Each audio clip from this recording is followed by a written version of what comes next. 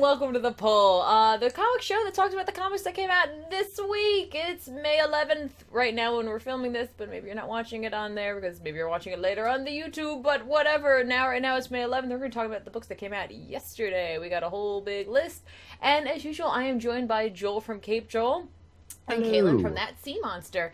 I'm Tiffany from Comic Pop, and we're gonna get right into it. Now, this week we don't have any, like, huge, mind-blowing event books going on. It's, like, this weird, like, I keep feeling like we're missing something. But we're not. This is what it is.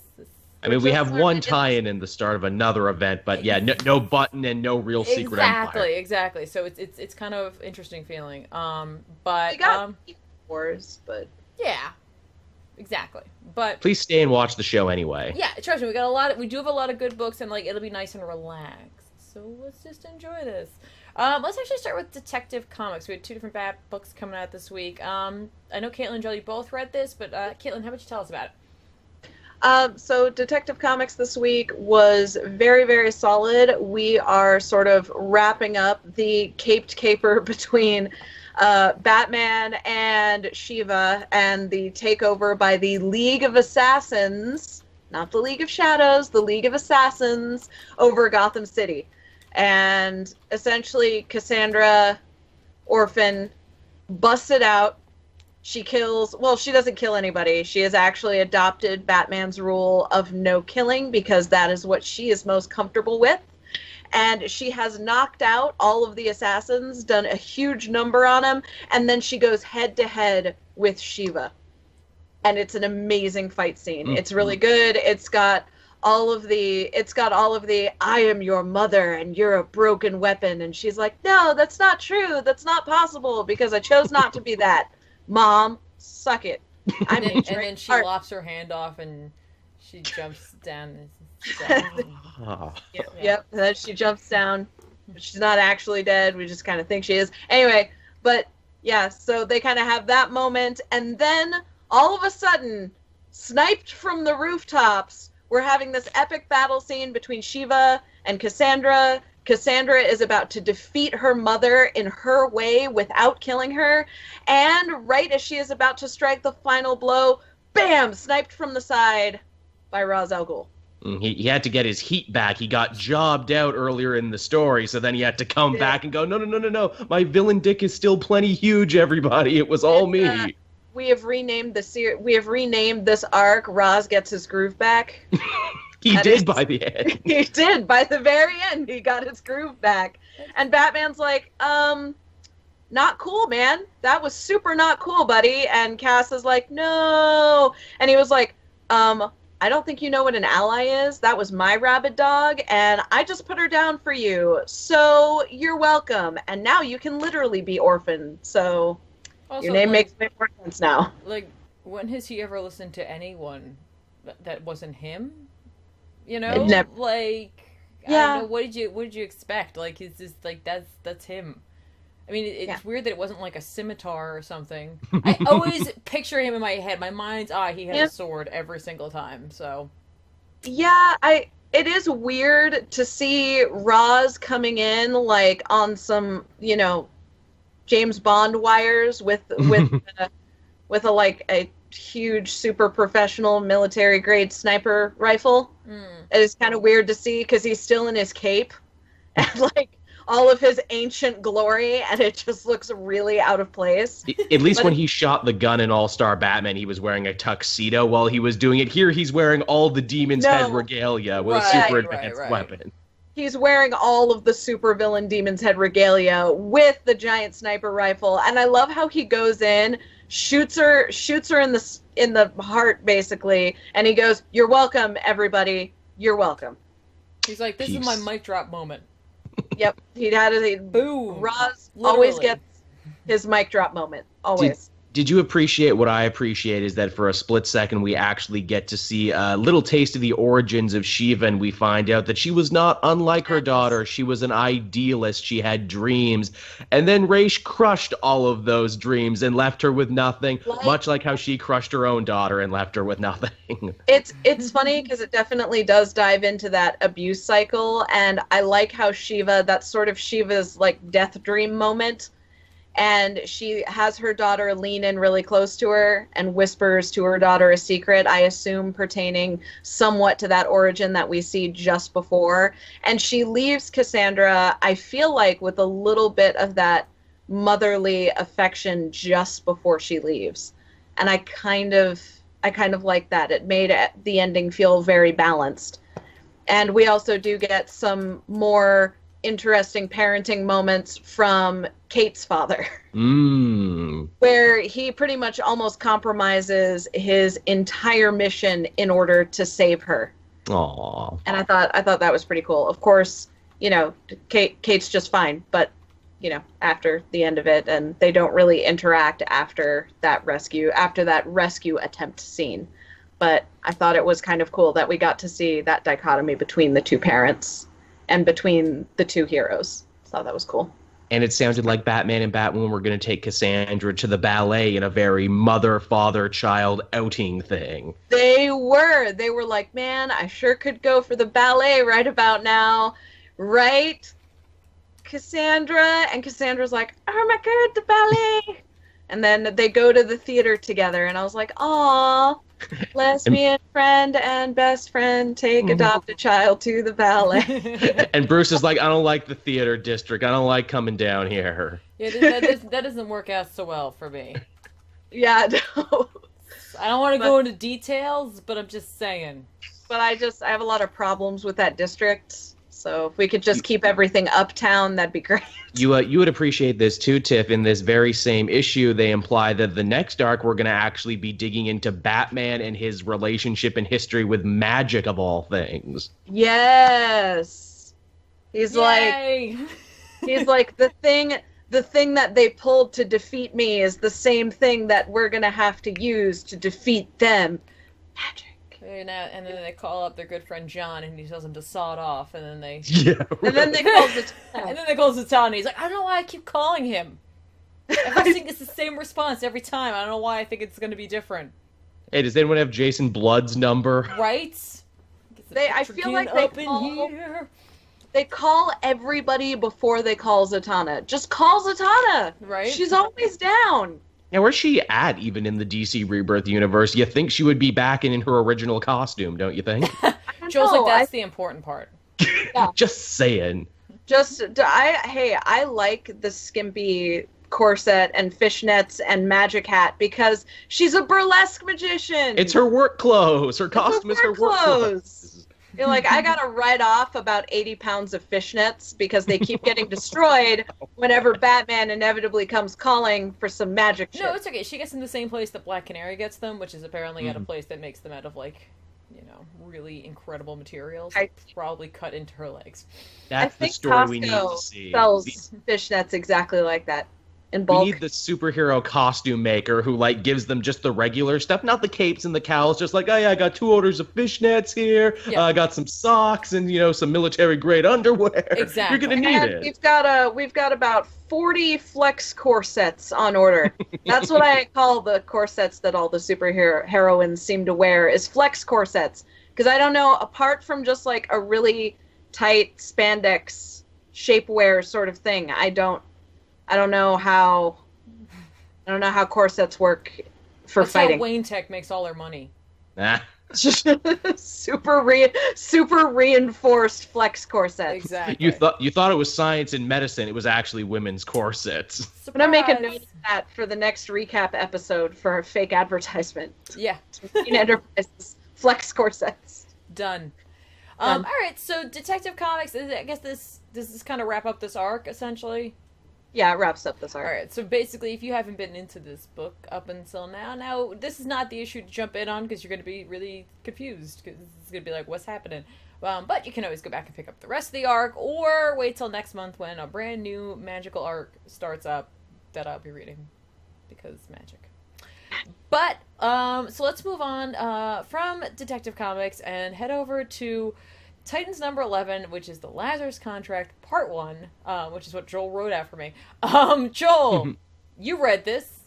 I did. So this is the big Titans family event. Everything from Teen Titans, the main Titans book, and Deathstroke have all been leading up to this. And in the first couple pages, they really reward you for reading everything. Keep in mind, you don't need to read everything, but there's a couple lines and a couple places where you find characters where it's like, I'm glad I read everything. Right. It focuses on Deathstroke a ton, which if you've been sleeping on that Christopher Priest Deathstroke book, shame on you. It's one of the most wonderfully mature takes on the character I've ever seen. And basically, this first issue kind of spins out of the end of Deathstroke number 18, where his son Jericho tried to kill him at his wedding. It was a whole thing. You know, the Wilson family is very dysfunctional. And he's sitting there in bed being like, okay, one kid's in critical condition, other kid tried to kill me. Man, you know, thinking about life and stuff, where did it all go wrong for me? Oh, probably when my first son, Grant, a.k.a. the first Ravager, died fighting the Titans. Yeah, that's where it all went bad. If only I could go back, though.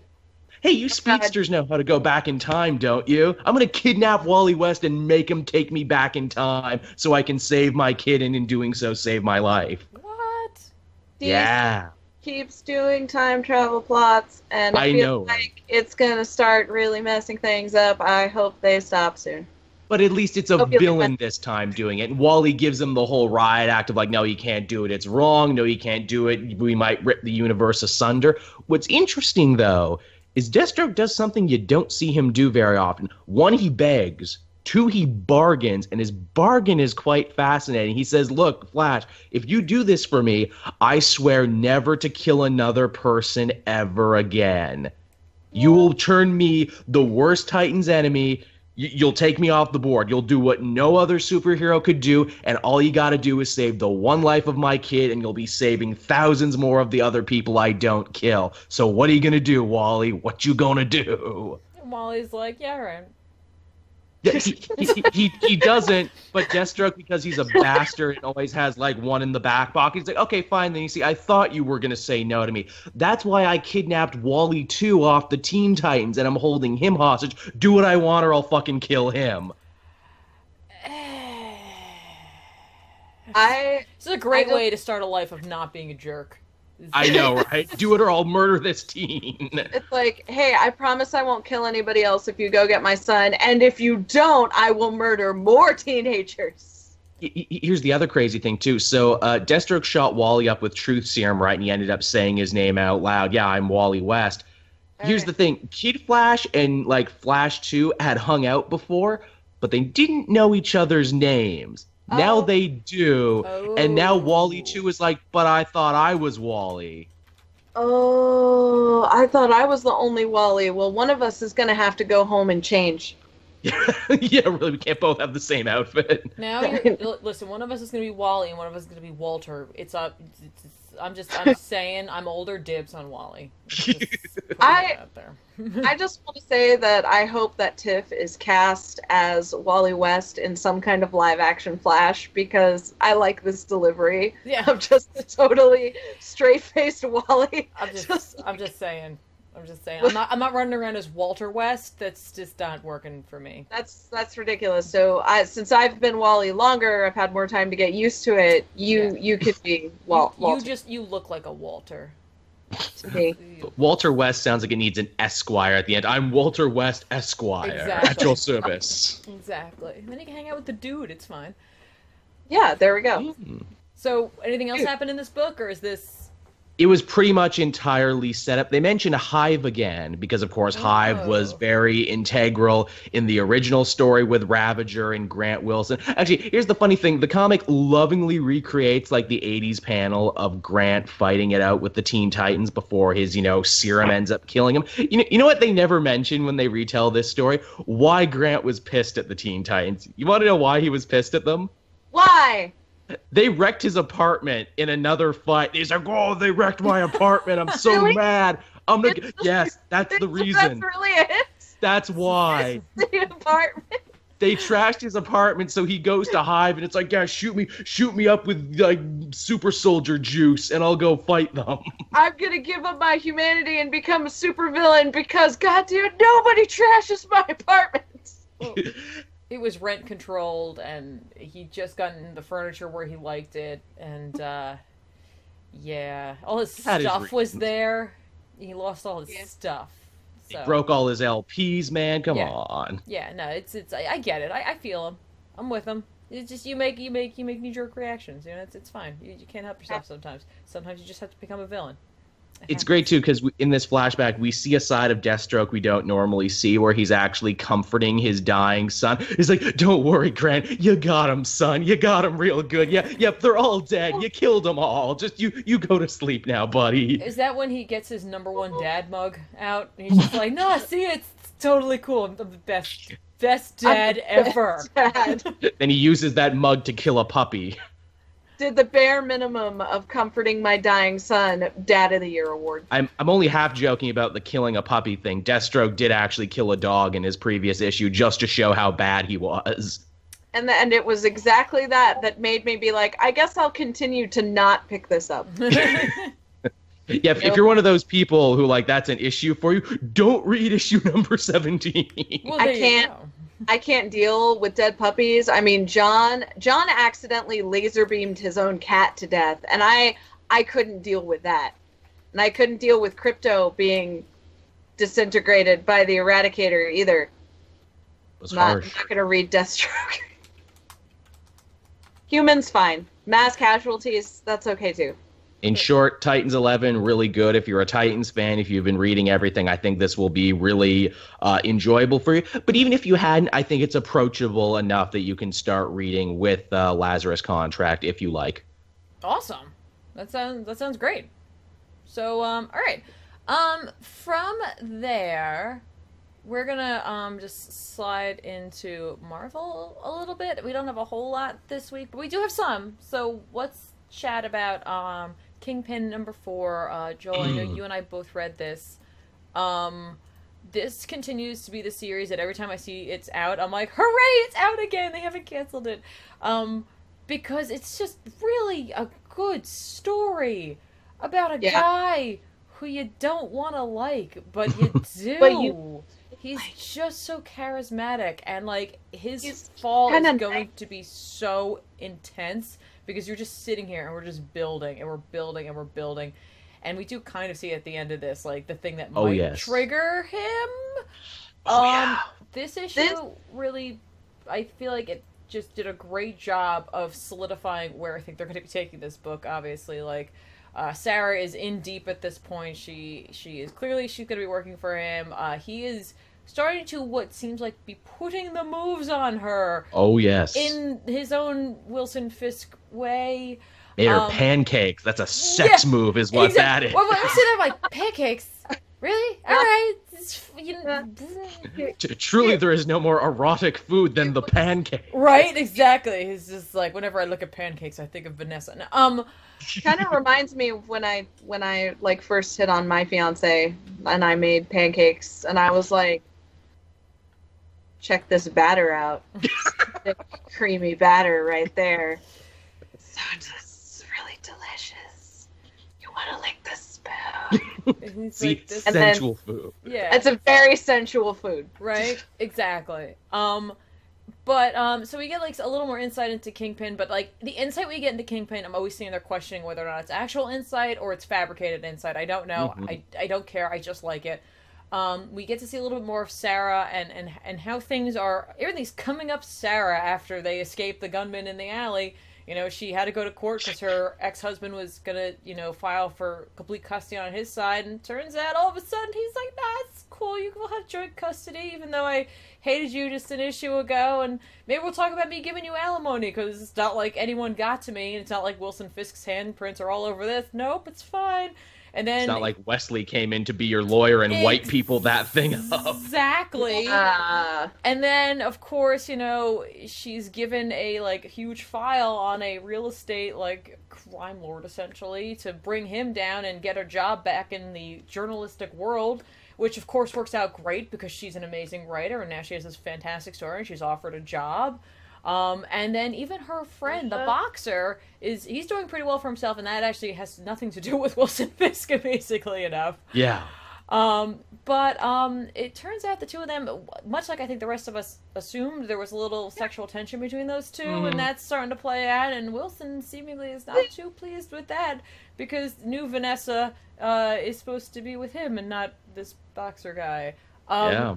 It'd be weird if he somehow dies in the ring at his first big fight. Oh, yeah. Super weird and crazy how that'll happen. Oh, yeah. And also, I feel like they were dating beforehand because this dude who is her best friend has been, like, hanging out with her kids, and he does really, really well with them, and, like, he acts kind of like a dad or a stepdad would, and he's always over at her house after hours. Like, I don't know. Seemed like I thought they were dating. So when the reveal happened, I was like, wait. I just thought that they were close, because there were plenty of people who, like, it didn't seem like they had, like, a true relationship at this point, which I think she was probably hesitant to get into, especially after her, you know, nasty divorce. Yeah, and, like, and because he's a subject too, you don't want to bring your work home with you. You don't want to mix pleasure and work. Exactly. Okay. So I thought that was kind of an interesting reveal, and of course to have you know, spoilers here, but not really, to have Wilson just outside the window. Clearly, like, I don't think he was there stalking her. I think he was going up to try to put the moves on her a little more so. And if he had a flower, that's the point. It would wilt over sad. Oh. He should have had a stack of pancakes and then just dropped them in the streets. In the gutter, and then it starts raining tragically on the pancakes. Oh, it's like Cowboy Bebop with the rose, but it's with pancakes. Sad jazz music starts playing. Exactly. But Jessica. I gotta say, this book is one of those, like, weird sort of sleeper hits where it's like, I don't know how many people are necessarily reading this book, but, like, I think those who are enjoying it, but it's one of those where I think, like, in trade, it'll probably get a little more traction, because it's just like, here's a cool Kingpin story, throwdown, you know, as opposed to being like, here's a Kingpin story and no one knows how long it's gonna last, you know, so... Yeah. Part of me is glad it's an ongoing series, and part of me wishes it kind of was just one of those, like, here's an original graphic novel about a story about the Kingpin. Like, it's already on my best of the year list, and it's going to take a lot to knock it off. I hope people start picking it up now, so maybe Matthew Rosenberg can keep going with this, and it doesn't end abruptly. It's just a really great story overall. So, you know, I think all of us are probably reading it, and if you guys aren't reading it, there's, like... I can't even tell, like, there's, like, an arc, but not an arc. It's just, like, a good story. So if if you want to grab this, I would recommend going back to the beginning and getting all the issues, because it's just really strong character development. And this one is really all about the journey.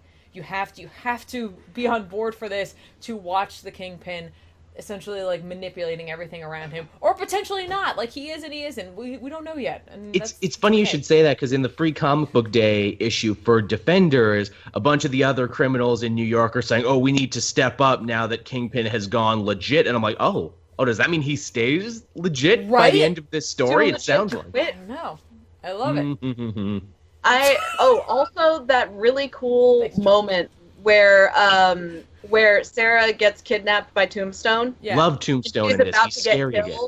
And then Kingpin's guys come in and they, like, shoot them all up. And then her thinking, like, still as a journalist, like, she's the journalist in a dangerous situation. She's like, don't kill me, don't kill me. And he goes, why would we do that? You're on our side. And it, like, sort of dawns on her, like, oh, fuck. I'm part of the mob now. Doesn't say on side, says you're one of us. Says something even worse. You're one of us. Which is just, like, which is hilarious, because, like, that could be, like, I mean, obviously, yes, they're, like, at this point, she has to know that. Based on everything, she's not stupid. I think she doesn't want to think about it, because things are working out for her right now.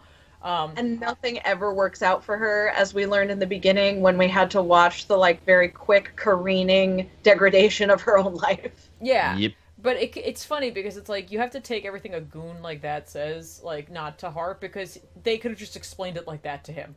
Like, no, all right, I want you to go in there, I want you to shoot everybody but the chick, because she's one of us. You know what I mean? Yeah, see, like, you're one of us. Yeah, like, he's like, oh, okay, yeah, you're one of us. All right, good, got it. That's all I need to know. I just like to kill people. This is what I want to do. I like to imagine, too, because we don't see the face, I like to imagine that's Turk under the mask, being like, yeah, you're one of us now, see? Later we're all going to go get beaten up by Daredevil. It's what we do. She's like, I'm not going to do that. I'm waiting for him to come back too, because that's gonna be a reckoning, I think. But yeah, overall, it's a great book. Go check it out if you just want a pretty like cool, solid story. Just that could seemingly happen almost any point in time. Like this, like continuity, not continuity, it doesn't matter. It's just good. Pull seal of approval. Yeah. I wonder if all the goons go out for like Froyo and Pinkberry after they get beat up by Daredevil. Oh, they have to. Like they all wake up and they're like, well, that was the biggest workout I've ever had in a while. Who's up for Froyo as a treat?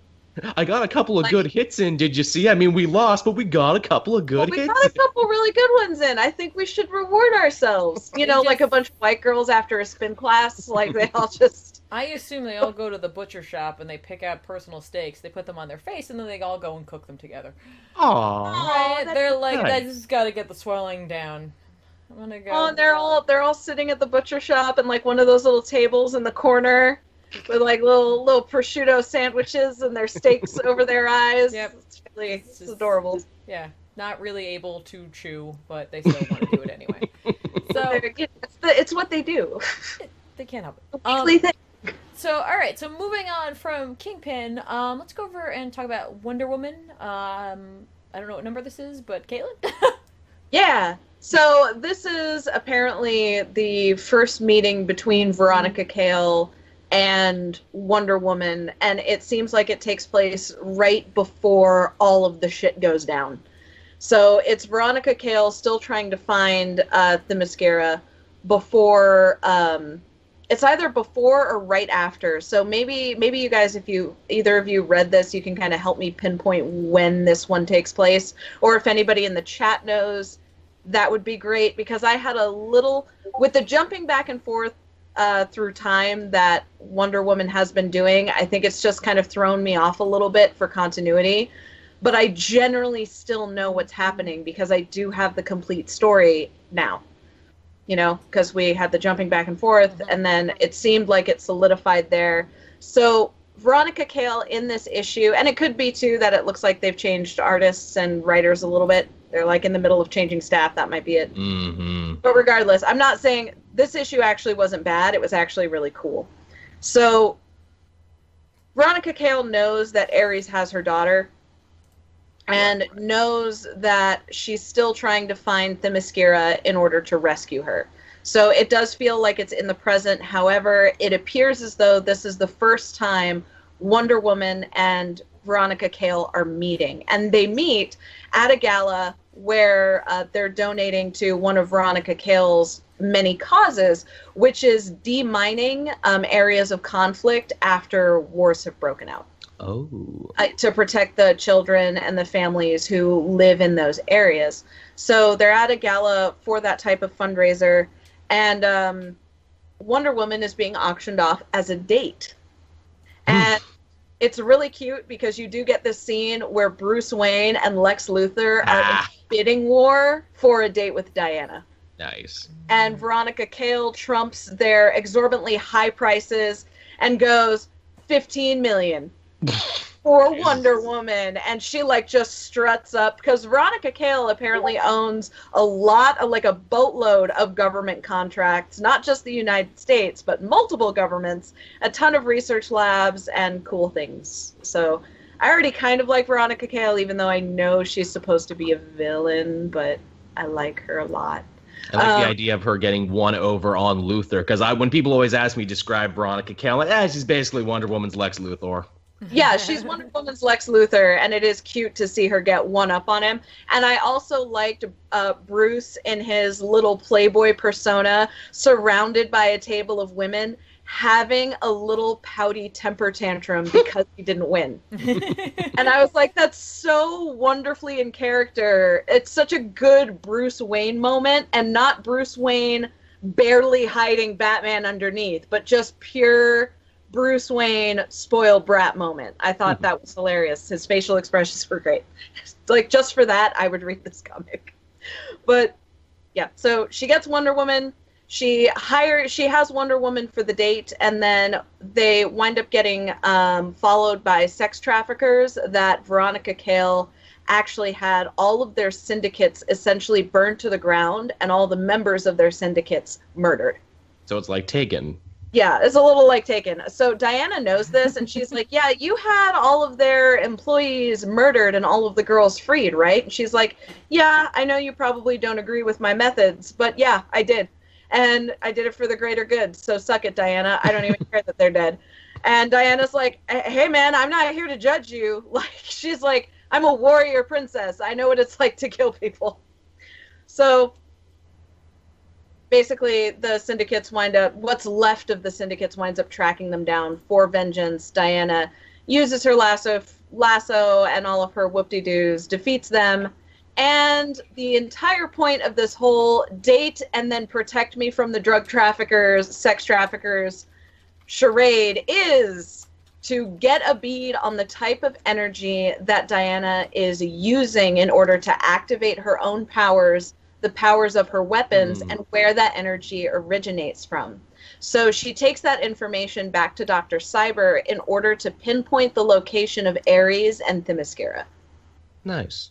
And that is essentially where the issue wraps up. Diana figures out that that was the entire point of Veronica Cale, hiring her for $15 million. And she's like, did you get your money's worth, buddy? Because I know you were pulling some shady shit. And she goes, yeah, actually, I did get my money's worth. And Wonder Woman's like, I'll be watching you. She's like, I don't know why, but I'll be watching you. And then I assume that this moment is what is leading into finding Ares in the tree. And both Wonder Woman and Veronica winding up in the same place in the tree. Right. So actually, I now just answered my own question. This takes place right before last issue. I hate this time jumping thing. It's so good. The story is so good. Why did it have to jump around so much? They wanted to experiment. They had a lot of different story they wanted to tell at one time.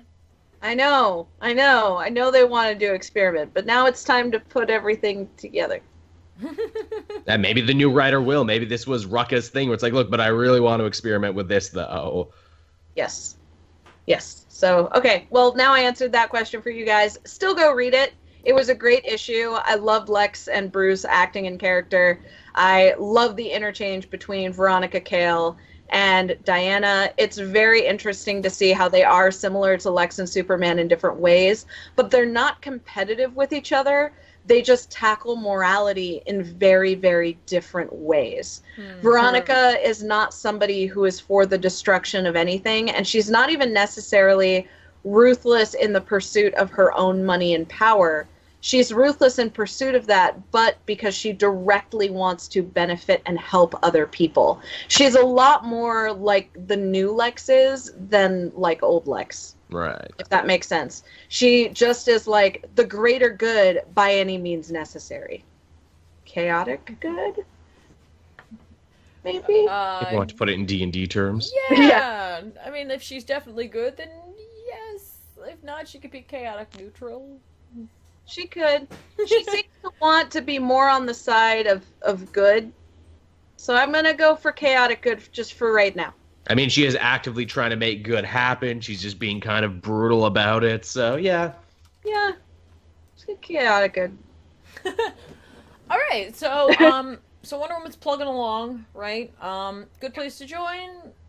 Not a good place to jump off at. You could read this issue and, understand the whole thing because it's mostly about the relationship between Veronica Cale and Wonder Woman and less about the plot. So you could read this as a one-off.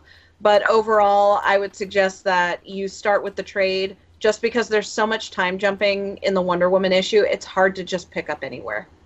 That's really difficult to do. That's very fair. This is going to be interesting come June. Yeah. The first trade is great, and it reads amazing. So I would pick up the first trade. All right. Very cool.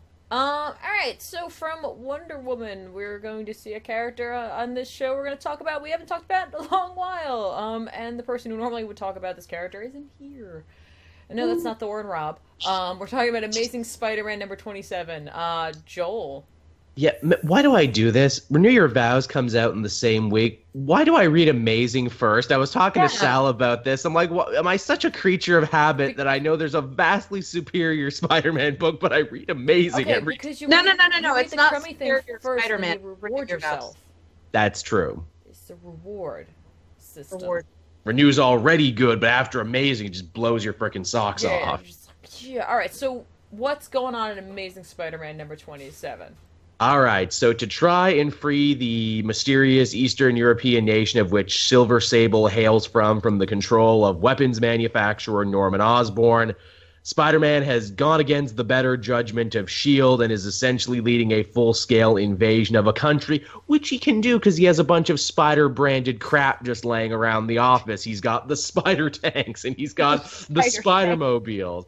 And hey, Silver Sable has some guys. She has the Wild Pack, making their return, the freaking Wild Pack, who, as Spider-Man tries to call them, hey, will you be my new amazing friends? And they're like, no, never say that again. So they invade a country together. There's a germ of invade a country together just because. Well, hey, they gotta liberate it. There's a germ of an interesting idea here where Spider-Man's like, hey, Norman, come out and fight me. This is what we always do. Let's do the thing. And Norman's like, nah, man, I lose every time I do that. I'm just gonna stay here in the castle and direct my goblin soldiers to go fight you. And Spider-Man's like, fine, I'll direct my guys to fight you and we'll just chest it up. How about that? So when the dick measuring contest is over, what actually happens? Okay, so, Norman's been changing his face around. He's basically doing his own version of Hush, but he's changed his face around too much now, so he looks like melted Richard Nixon. So it's just like people on Botched. It's exactly Botched. He is his own episode of Botch. He looks like a horrible demonic nutsack. And we find out that apparently after the last time he fought Spider-Man, Norman can no longer use the Goblin Serum. He's built up an immunity to it. But that's not stopping him, though. He has now weaponized the Goblin Serum and has created a warhead and said, well, if I don't get my way, though, I'm just going to launch the Goblin nuke at people, and then we'll all be goblins. And how about that? Cool. We've done that story like 7 times, right? Yep. Okay. But I'm going to go out on a limb here and say that the story arc ends with Spider-Man saving the day and Norman either dying or getting more plastic surgery because he's addicted now, just like that Heidi chick that was really popular in the early 2000s, but then became unrecognizable and now no one remembers who she is. I remember when this story started, I was genuinely kind of excited. Like, oh, cool, a new Spider-Man versus Green Goblin story. We haven't had this in a bit. And I'm like, oh, he's not going to put on the costume and he's not going to do any of the other Goblin stuff. And we're not even going to be in New York. We're going to go to another country because we need to liberate Silver Sable's people. Oh, they explain how Silver Sable is alive even though she died in Spider-Man Ends of the Earth and stayed dead for a bit. Very underwhelming explanation. I just literally going to ask you if it was worth you telling us about, because I was like, if it's not incredibly interesting, then she cloaked herself and just stayed under the radar for the last couple of years. Cool. So she hid under a cloak. She hid under a blanket. And she Harry Pottered it up and went into the library when she shouldn't have. Cool. So unless Osborn is gonna do like an actual like societal statement here, and like the Goblin Bomb doesn't actually have anything in it, and when he releases it, they're like, nobody changed, and he's like, no, see, I'm saying we're all goblins at heart. We're all monsters. I just wanted you to become better people. What is the point of this? He's an outsider artist now. That's what he's all about. Yeah, I have no freaking clue what Osborn wants. It's not money. He has plenty of that. It's not revenge. He didn't really seem to care about Spider-Man all that much. If anything, it was Spider-Man kicking down his door this time. All right. Yeah, I have no idea what anyone wants in this story. And here's another thing. This will actually maybe be like a long-lasting thing. No. So Bobby, agent of S.H.I.E.L.D. and everything, has been hanging out with Spider-Man since this slot run started. So she defects from S.H.I.E.L.D. and essentially quits her job to go join the Wild Pack and Spider-Man in this invasion. And I'm like, Did you think this through for your career? Because, I mean, I like Peter too, but I wouldn't join him in this endeavor. She's like, nah, I get a feeling that things are going to go too well for S.H.I.E.L.D. soon enough. Ooh. Ooh, I didn't think about that. That's right. Maybe that was strategic to get her out. Right. She was like, we're gonna need to use her later, so no. She is on one of the Secret Empire Avengers teams, so yeah, actually, that's the one thing that matters. Well spotted. So, okay, according to Sal, I wrote this all out. Sal says that if you want Spider-Man to do well, then you should go out and buy Renew Your Vows. It's just wrapped up a new 2-part story that has included the X-Men, and he knows that Joel has also read this. So he just wanted me to for that, Joel. I read the last issue. I read this one first. You still could have read the last issue, and it would have been better than that. I probably could have. So there you go, everybody. If you want to support Spider-Man, if you want to see Spider-Man do better, Sal and I think Joel as well recommend it. Instead of buying Amazing Spider-Man, go and buy Spider-Man Renew Your Vows. Please do. You'll enjoy it. Also, hey. Okay. I was going to say, you like X-Men? It's got the best X-Men team ever in the pages of Renew Your Vows. It's better than any of those other new relaunched books. Guys, that's like a twofer. That's like 2 books for the price of 1 right there. Come on. In this age of wanting to save, that's just where it's at. Economic. Do it. Yeah. Just like in Adventure Time, where they're like, economical. That's it. That's exactly it. We'll just put that on the front of Spider-Man Renew Your Vows. Economical. And the poll says totally economical choice. Totally economical, bruh. Yeah. That's going to be the new moniker for Spider-Man. The economical Spider-Man. He doesn't really use the web shooters too much. Web fluids are expensive. He's got to think about these things. He actually DIYs his own web fluid from molten mulch. Oh, there you go. He rides the bus a lot more now, Spider-Man. Exactly. The all-new college student Spider-Man, his economical, solving of things. Sometimes he puts ramen noodles in his web shooters. Actually. They're warm, so, ooh, scary. When traffic is a problem, he rides the bike. Exactly. So, all right, moving on from Spider-Man, for the good and for the bad. Let's go over and talk about All-Star Batman. Scott Snyder doing his own thing over with Spider-Man. I got Spider-Man on the brain now. Batman. Caitlin, what's going on with All-Star? I know you guys both read this, but tell me about it. Yeah, Scott Snyder is definitely off in his own little world with All-Star. He's not too concernicus with the overarching DC Rebirth plot. He's more focused on doing character studies from what I now realize is going to be pretty much every single character in the Batman universe. Mm-hmm. And in this issue, we include Alfred Pennyworth. So this character study takes place against the backdrop of Batman infiltrating the New Age Blackbeard's hidey hole after apprehending Hush. So they get Hush one more time, and in order to interrogate him, Alfred actually, instead of torturing him, gives him some rudimentary plastic surgery in order to make him look more like himself and less like Bruce Wayne. However, Hush talks long before then, because Hush's greatest fear is not really being tortured or being threatened with death, but him having to live as himself. So myself. I don't want to look at myself in the mirror. It's like the Sovereign from Venture Brothers. What did you want to be? Anything but myself. Yeah, that's exactly what Hush is. TLDR Hush. Anything but myself. So in order to avoid that plastic surgery conundrum, or travesty, I guess, he talks. They find out that their goal is hiding out on Blackbeard's boat. Well, okay, I'm calling him Blackbeard. I cannot remember his name. Thatch. But Thatch, that's right. Descendant of the original Edward Thatch. I know my pirate history. I watch Black Sails. You know your pirate history. But yeah, Thatch, who is obsessed for his namesake with pirate art and memorabilia.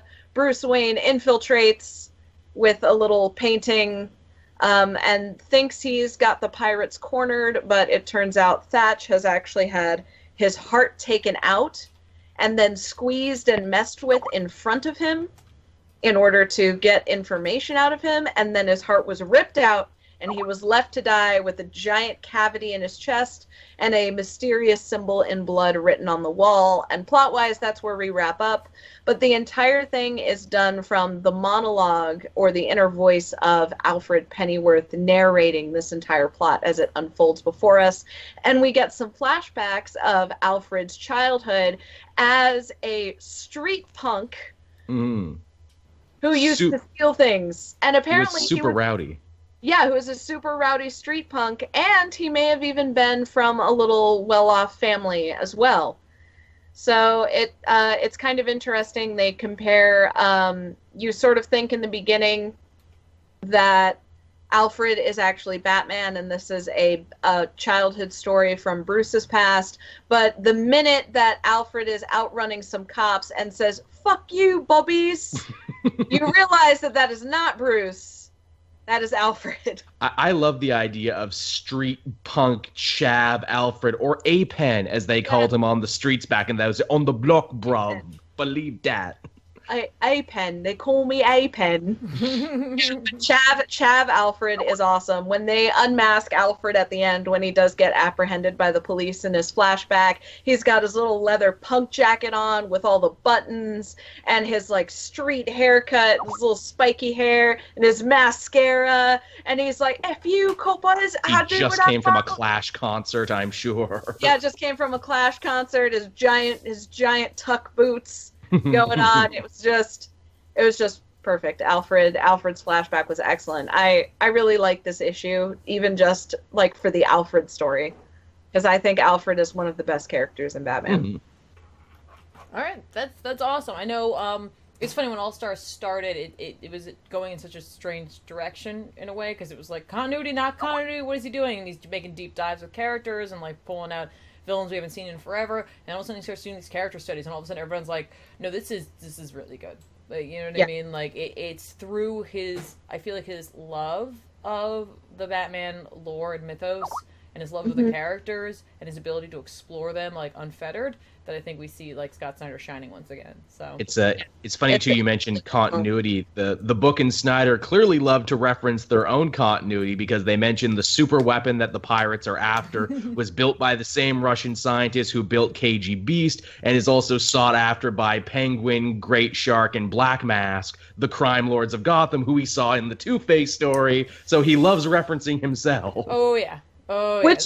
Which is kind of nice, though, because that's where his continuity expertise is, I feel. Oh, yeah. Oh, and something that's really cool about the monologue for Alfred is that Alfred frequently refers to Bruce as my son. Oh. Like, throughout the entire monologue, he says my son.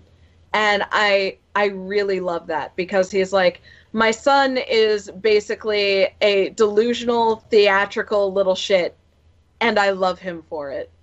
And it's like, it's so cute, because he talks about Batman from such an objective perspective as somebody who's involved in his life and who loves him so much and who raised him. And you really get that feeling throughout the monologue. And it's just a really cool perspective on Batman that we really don't get that often. Anyway, it's good. Read it. Just read it. There you go. You just go out and grab it. And I think you really can, in a way, because of the fact that he has been doing these character studies. While, yes, it is like just a linear story, like, you can just kind of be like, oh, okay, cool, I'm gonna pick this up, check it out. Yeah, you could totally pick it up, like, based on which characters are your favorite, and you would not be lost at all. You'd be fine. Very cool.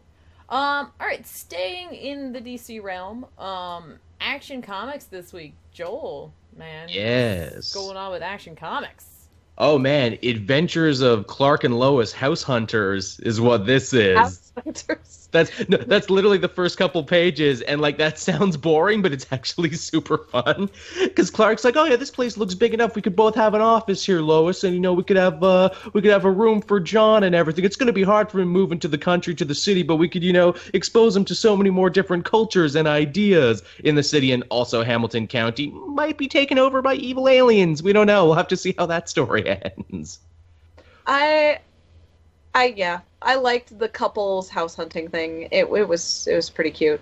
More fun than it should be. I was kind of shocked though. I was like, how is it that Lois and Clark are able to afford a giant penthouse in what is essentially New York City, Batman. Or I guess Chicago? But yeah, Superman's got a bunch of alien treasure under the floorboards. It's Batman. Batman. He just sells him alien tech occasionally. Oh, that logistically, that makes so much sense to me. Hey, Batman, you want some of this? Because I imagine he gets like a small stipend from the Justice League for his work, so essentially he's being paid by Bruce Wayne. Yeah. And then he also would totally be like savvy enough to be selling Batman the alien technology instead of just like hoarding it. Yeah. And then he would just trickles it out there. Yeah, he would be like, Batman's like, I really want to make this. And he's like, yeah, that's been on Krypton for a while. And right. Batman's like, tell me now. Yeah. Velcro, microwave ovens, it was all Superman. Kryptonian. It's all Kryptonian. You're welcome, NASA. Also, too, I mean, he was a farmer up until this point, so you gotta think, maybe he just farmed the shit out of those crops and just kept all the money from them. Farmed the shit out of those crops. Just really good farm. You know what's funny? I assume he's a terrible farmer. Like, I assume he's really bad at it. We never got to see him as a farmer. I'm like, is he good? Did he actually remember? It's like, oh, what did Pa used to tell me about this? Like, where did the seeds go? Figuring out how to fly and save shit. Yeah. Exactly. Busy. What's funny to me is this was the first time reading Action Comics or Superman that I felt like the two of them were kind of out of sync with one another because of their reasoning for why they were moving and what we're seeing in Superman. Yeah. That was the first time I was like, oh, wait, what? You know what I mean? And I don't know if that's just indicating something that they already know in action that hasn't happened. I don't know. You know what I mean? Yeah. Well, Action Comics has been so good about sort of keeping pace with Superman at the same time that it feels super weird to have these two out of. It definitely felt like action's taking place like a couple months in the future, doesn't it? Right? Yeah. You know what's funny? I had this moment, and I think it's just because of knowing Sal and Spider-Man and marriage, that when we're like, I'm going through this book, right, and like they're talking about the Oblivion Stone and like all that, right, and they're like, it could change one thing in someone's life, and then Superman gets the warning and he's like, I gotta go, and he's like, hold my wedding, we can't have the world know there's a married Superman. And he's like, I'm like, are they gonna ruin the marriage? That's his fear. Oh no, they're gonna ruin it already. That's literally, like, I had like a little panic attack. I was like, oh my god, they can't do that. Why would they do that? That's the Superman Revenge Society's ultimate plan. We're going to steal your marriage. Well, I assume they're like, no, that's the thing that keeps him going. Like, if he doesn't have that, he just crumbles and becomes a jerk. It's fine. We're just gonna do that. And then, like, that's not even remotely what happens. And I'm like, okay, good. Just chill out, May. Just relax for like 5 seconds. They're gonna kidnap Superman and they're gonna put him on a really shitty season of The Bachelor. Oh, like Nick's season of The Bachelor is just, that's where Superman is at. Initially broken up from Lois. Lois comes on as a contestant and he's like, I feel like I remember you from somewhere, but you're just not as hot as everybody else. Right, exactly. So bye. Thanks. Bye. Yeah. So, but like overall, like, this is cool, and it's really funny when they were talking about like needing one more person for their team. I did not expect that. I was like, oh, are they gonna fill in the random blank that they left in the previous issue, where we like saw like a mini retcon of like Superman's history? You know what I mean, about like when he died and how many people were there. I was like, oh, are they pulling him in? No, no, just Zod. Just kneel before him. Which hey, you know, we got to talk about this. So there's the great bit with Henshaw where Henshaw becomes who he was always meant to be once again, that bit of Superman history and continuity realigning itself. I don't know if you guys caught this. I tweeted about it. When Cyborg Superman has the kiss the rings bitch moment with Mongol, it's literally the exact same frame in the same way from when they like blew up Coast City back when Superman died. I love they recreated it. I know a lot of people in the chat seem to be very afraid that they're going to do One More Day. but I don't think that's going to happen. Oh, no. That was my anxiety, guys. That was me reading into that as it was going because I'm so, like, shell-shocked from, like, that kind of thing. And, like, that's just such a weird thing for him to say, right? Like, that's a weird thing for Superman to say as he's taking off to go fight. Well, and he's never said it before in any of the other issues since he first started. Right? He's never said, hold my rings, bitch. Yeah. He's never said that. He's never said that. He's never said that the world doesn't need to know that there's a married Superman. And it was just in an issue where they were talking about how it's like something like in one moment in someone's life could change. So immediately that's why my brain like was just like connect. And then it was like these puzzle pieces don't actually fit as it turns out. I wonder if the writer was just like, you know what would trigger a lot of people? This is triggered. This is right here.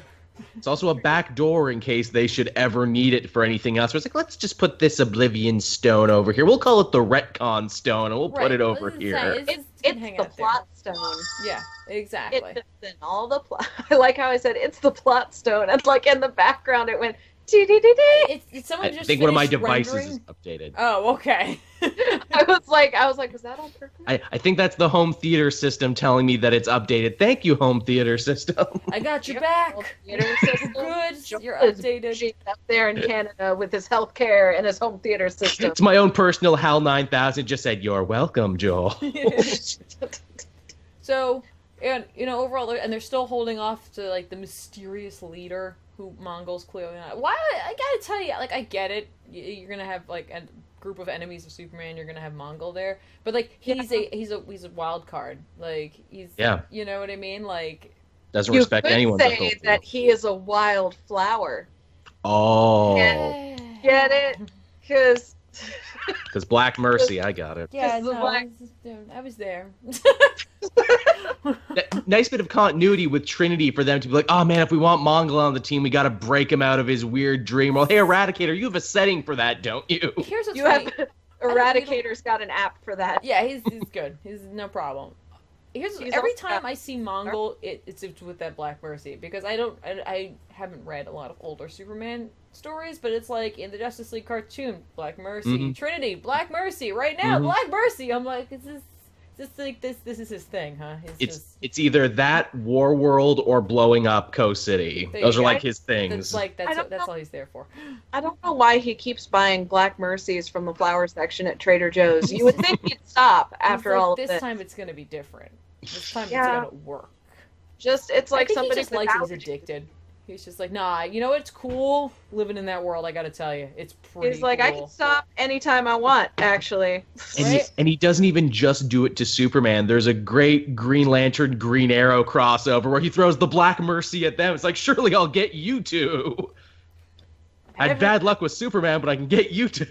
Right? Every time. So overall, like, action's kind of cool. It's doing all kinds of fun things, even if they have a silly team name, which they do. The Superman Revenge Squad. It's a little ridiculous. They're just like, yeah, we're gonna. Let's abbreviate. They're like, we're not getting anything monogrammed because this isn't gonna last. Let's just call ourselves the SRS. Yeah, SRS would be way better than they just need to just call it the SRS instead of Superman Revenge. It's the squad bit that ruins it for me. At least call yourself a Revenge Society to once again rip off Venture Brothers. Could one of our fans who's like decent with really shitty Photoshop? Could they just Photoshop some sunglasses onto the Revenge Squad and then just in macro font squad goals? Yeah. I would do it, but I would feel guilty spending that much time on that. The cover of this issue is totally squad goals. It's one of my favorite things. It's just Cyborg holding him up like, yeah. It's a squad goals photo. I bet they took that before prom. Right? I'm interested to see how this is gonna go. I'm interested to see how Mongol's gonna screw this up. He's just a loose cannon cop, essentially, involved with all these guys. He's just, like, that's a mistake. Okay? That's a mistake to put him on the team. We all know that. Yeah. Every team needs one. I mean, every great villainous team-up is usually they're hoisted by their own petard, or one idiot wasn't playing by the rules with everyone else. Yeah, it's just, alright, on my villainous team, I'm not having that. There's No always Mavericks. there's right. always some guy named Kevin on the team to ruin everything and to act like a dip. Yeah, it's either Kevin or Mongol. There you go. Yeah, and it's the only two names, Kevin or Mongol. Yeah. So overall, Action Comics. Do you think people could start here if they wanted to get into this arc? It's good enough, I would say. You know, it's like, again, it's like stuff's really going to get cooking in the next issue where we'll no doubt be seeing Zod and probably the Suicide Squad because that's where he's hanging out these days. Mm-hmm. Yeah. Oh, yeah. So that'll be interesting. Zod We'll have Squad. squad versus squad. Right? Ugh. I wonder how long it's going to take for Harley to try and date Zod. Like, I'm just trying to think of how long that'll take, because I know it's coming. Or at Surely least you can't be as bad as the last guy, Mr. Z. Mr. Z. Don't call me that. Don't you want to ride to Harley? Harley offensive. Neil. Yeah, Oh. that just Oh. yeah, that writes itself. That's just. Anyway, we're gonna move on to it's a Secret joke. Warriors #1, the tie-in for this week. Kaylin, what happened in Secret Warriors? Stuff happened in Secret Warriors. Yeah. Also from Matthew Rosenberg, who did Kingpin, I should mention. There you go. Actually, yeah. No, Secret Warriors was actually pretty cool. We follow the Daisy Chain. Daisy Jane Johnson, as she's known. I am full of puns today. We follow the Daisy Chain all the way to the mystery of what happened after the takeover and partly what led to the takeover of S.H.I.E.L.D. by Captain Hydra. And it's good. It's from the perspective of Daisy, who is a slightly lower level S.H.I.E.L.D. soup. And there's this guy named Jeff, who is hilarious in the first 3 pages before he gets the shit kicked out of him by Daisy. Hydra Jeff, gotta love it. Hydra Jeff is great. It's like, what else do we say, Jeff? Hail Hydra. Off in the distance at the coffee shop. Jeff, what restaurant are we in? It's called the Chipped Cuff. That's cute, Jeff. Yeah, it is. I love Peanut Gallery Jeff in the first 3 pages. It's also pretty cool to see which S.H.I.E.L.D. agents were all about drinking the Hydra Kool-Aid when they saw the tides were a-changing. They're like, hey, Daisy, we want you to come down to the offices and take a loyalty test, because I don't know if you noticed, but we're all Team Hydra these days. Yeah, and Daisy's like, yeah, no, I was never Team Hydra. Fuck you, Jeff. And Jeff's like, ah. So that's essentially what happens. And Daisy winds up recruiting Ms. Marvel and, shockingly enough, Moon Girl and Devil Dino. Mm-hmm. Sorry, Dinosaur. Moon Girl and Devil Dinosaur they join forces with the Daisy Chains, and they wind up hijacking some Hydra supply vessels and breaking out a few Inhumans. And they wander their way over to what is apparently an Inhumans internment camp. It's a concentration camp. We all know what it is. Yeah, well, I mean, they don't say it's a concentration camp, but we know what they're trying. It's how about this? It's not a summer camp. It's Captain America's fun time camp for kids and Inhumans, you guys. It's like Jerry Baree, but for Inhumans. Oh, it's like Camp Krusty. Yeah, you're going to be making these wallets. We need them on the streets of Taiwan by Thursday. Oh, God. Is this gruel? No, it's Captain America's imitation gruel. 5 out of 10 Inhumans can't tell the difference. Oh, my God. Somebody in the chat just said, why are they in a concentration camp? Are they having trouble concentrating? And I was like, this is not the time for jokes. Chat. This is where I just end the stream. I'm like, well...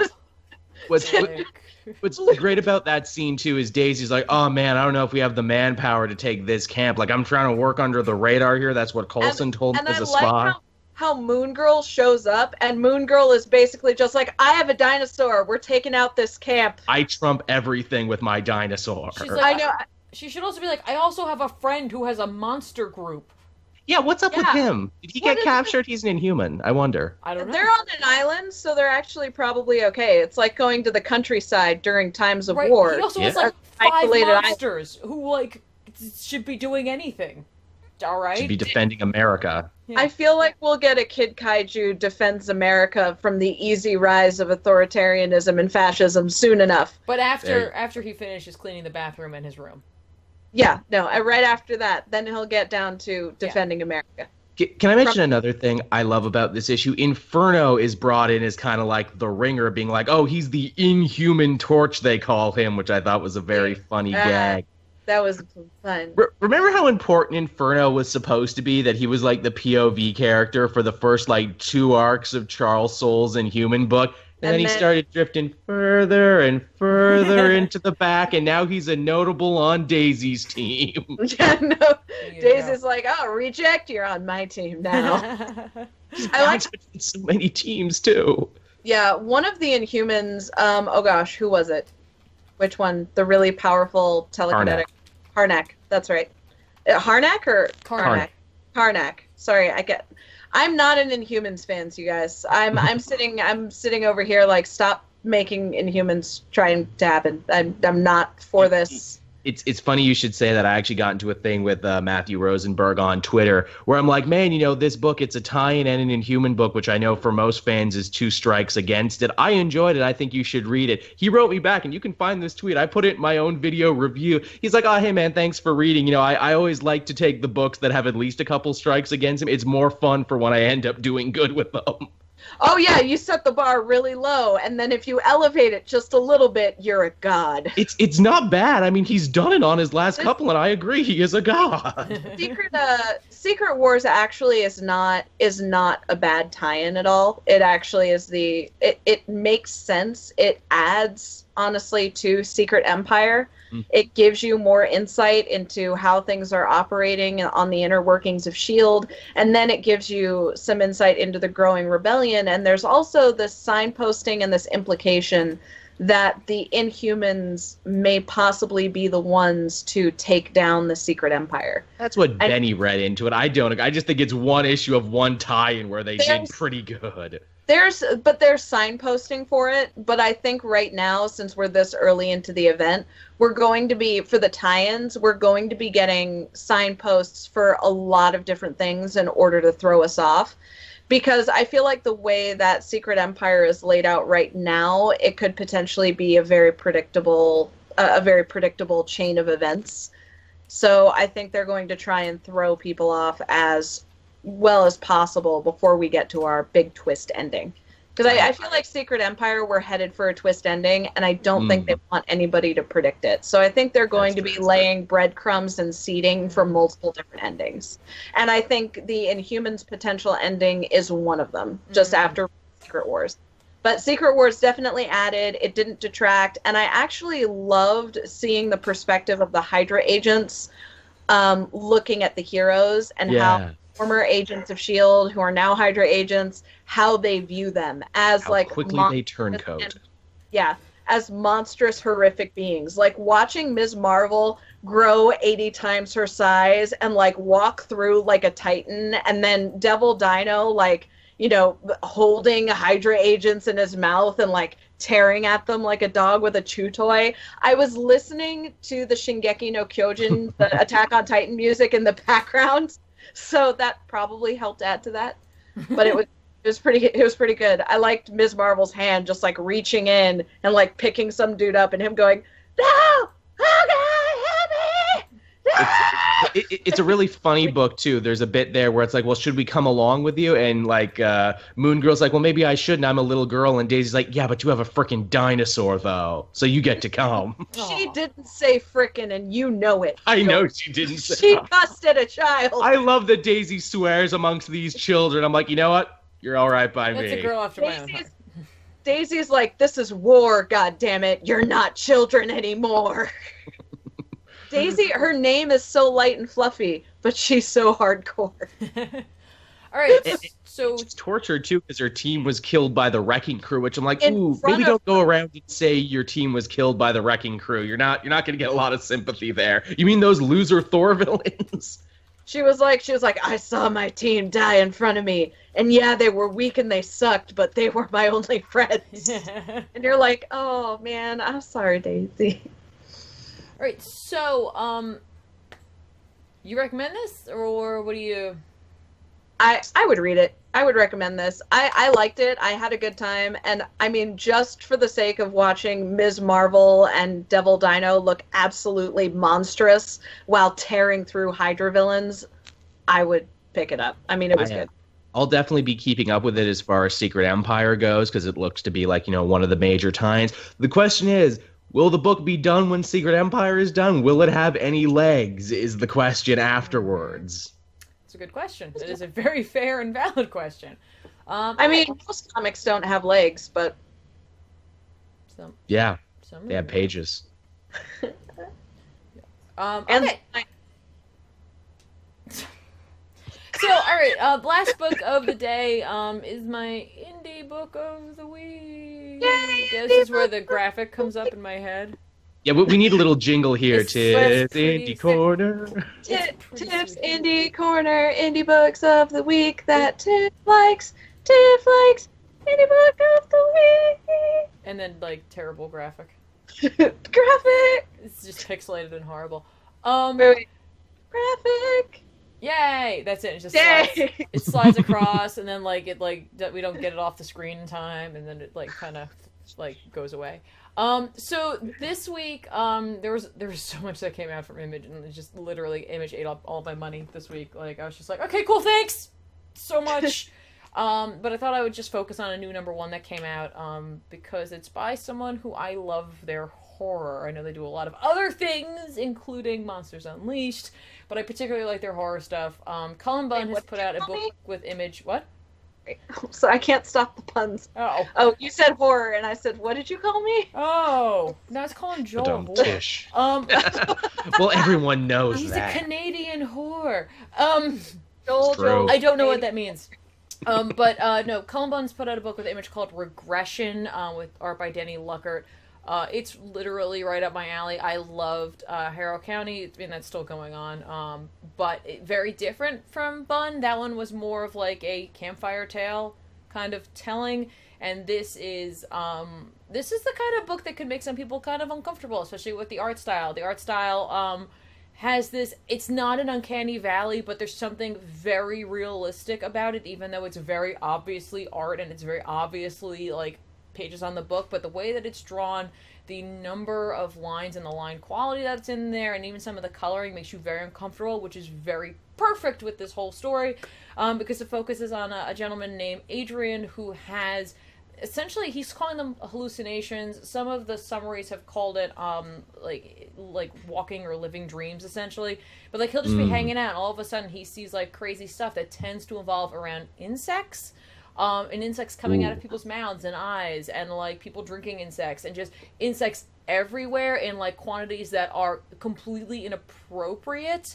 I'm looking at it now. Just like that unusual amount of ants. Yeah, but like a million times that amount, like to the point where like he can't handle being out. Like, he's at a barbecue and he can't even handle hanging out with people, because when he looks around he sees like people like drinking beer bottles filled with maggots, and he sees like swarms of insects everywhere, and he sees them like pouring out of their eye sockets, essentially. Very phallic maggots too.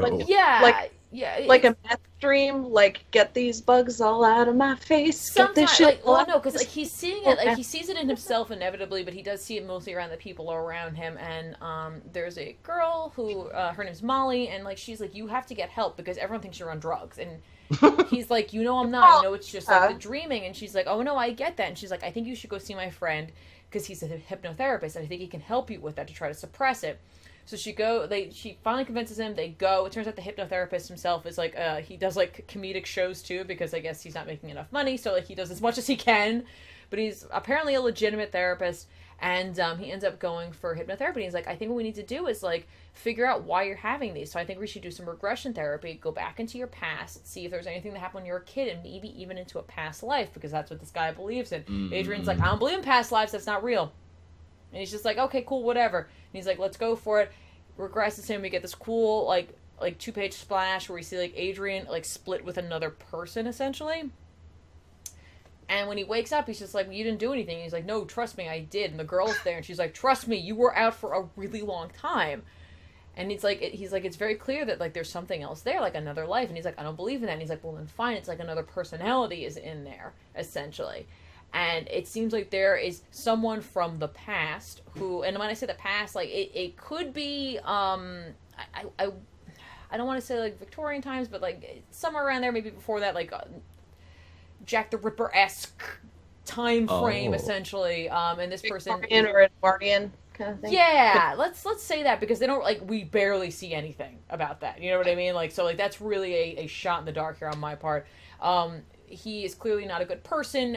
He seems to have been sent to the gallows.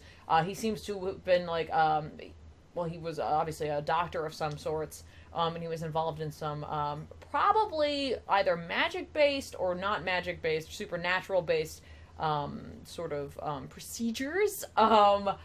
And seemingly that's what this kid is kind of like going through now. And upon doing the hypnotherapy, it makes everything worse. And like tries to go to sleep, and when he wakes up, the guy is like in front of him. Like, oh, well, no. at least in his head he is. And like he has such a lucid dream that for a minute he thinks that he's been stabbed, and he waked up. And he's like, everything's way worse. And he's like, I have to get in touch with this guy. There's also like this creepy, weird chest burster moment, which was awesome. And he tries to get... What? Still trying to get over the bugs. Oh, trust me, I don't think the bugs are going away anytime soon. But he tries to get a hold of this guy, and like the phone just keeps ringing, and then we find out why, and it's amazing. And like again, like I love this kind of horror because it's just it's very uncomfortable visuals. It has the supernatural element to it. That's always been something that has attracted me. I like the way Cullen Bunn tells the story, and again, like art is very sort of different, but it's just a really good fit, so I'm definitely going to keep up with this book. 100% on board for the scaries, so there you go. Yeah. Regression number 1 by Cullen Bunn. Loving it. Apparently, by the way, this is a story he's had in him for a while. He's wanted to tell this story because apparently his dad was like a jack of all trades and was used to do hypnosis. Oh shit. And like he's like I went to a show of his one time. And, like, he was trying to do regression therapy on this guy, and, like, he was taking him back and back and back, and the guy wasn't saying anything. Like, he was just silent the entire time. And his dad thought, he was just like, wow, this is a truly new soul.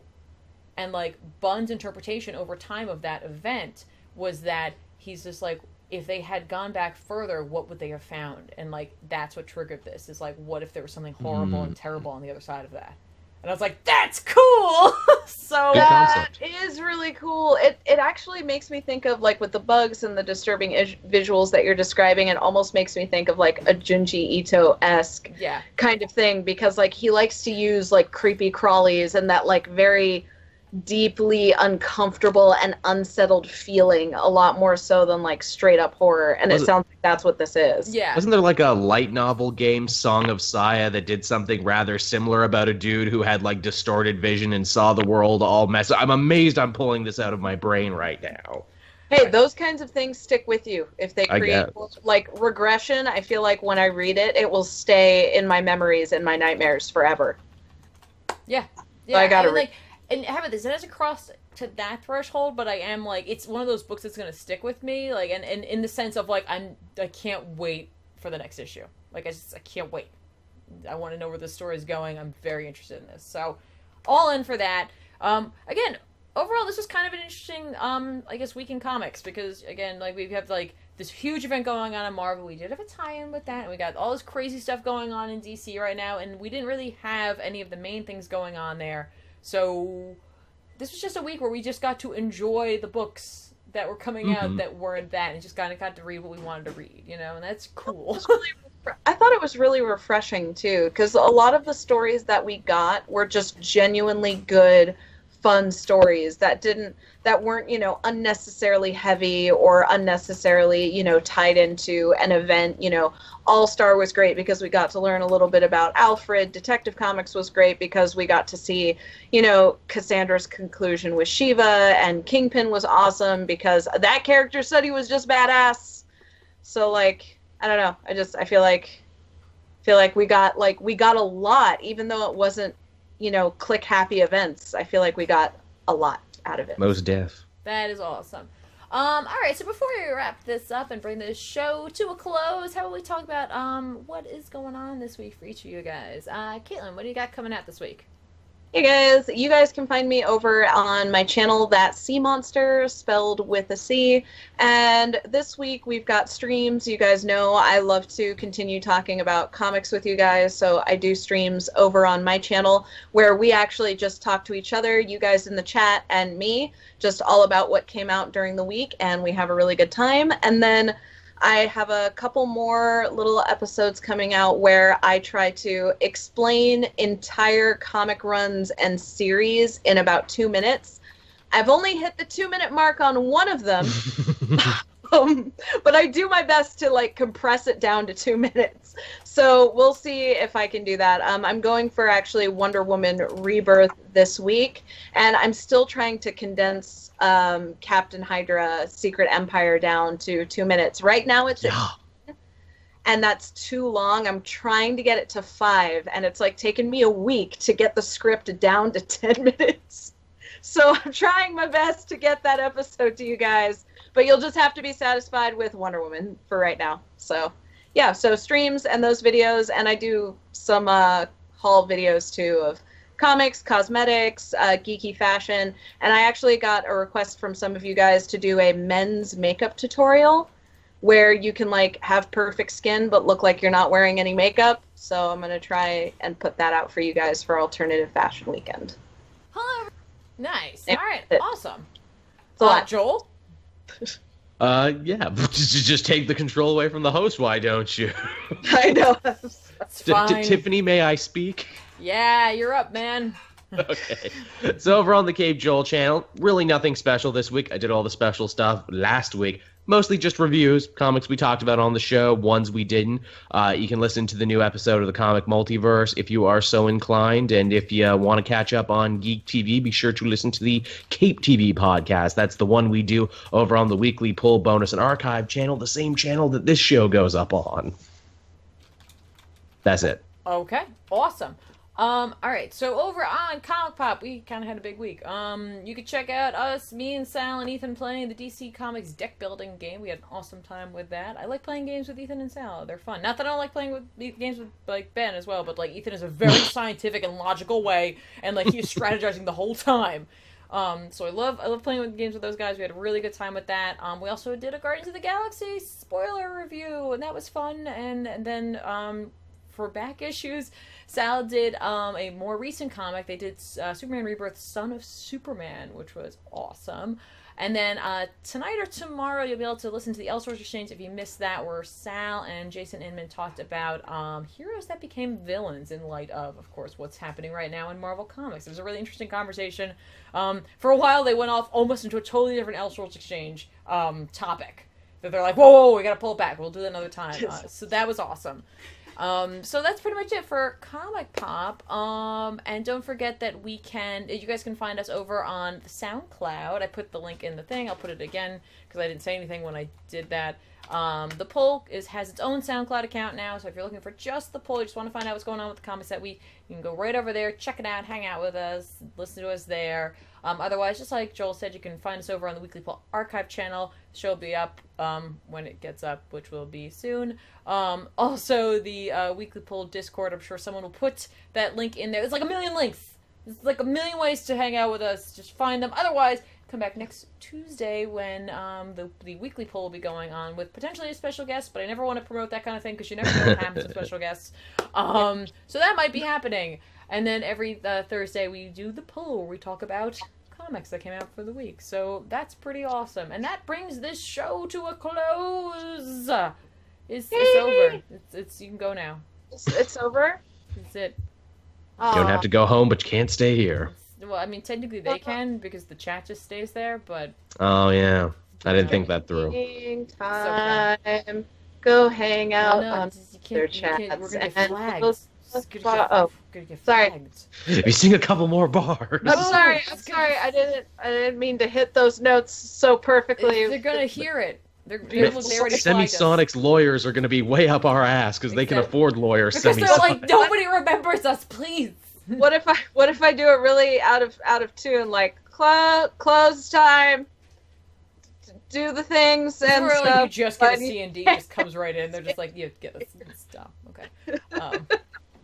But thank you guys so much for hanging out with us, and we'll see you guys next time. And don't forget to always go buy comics, read comics, talk about comics. Comics is life.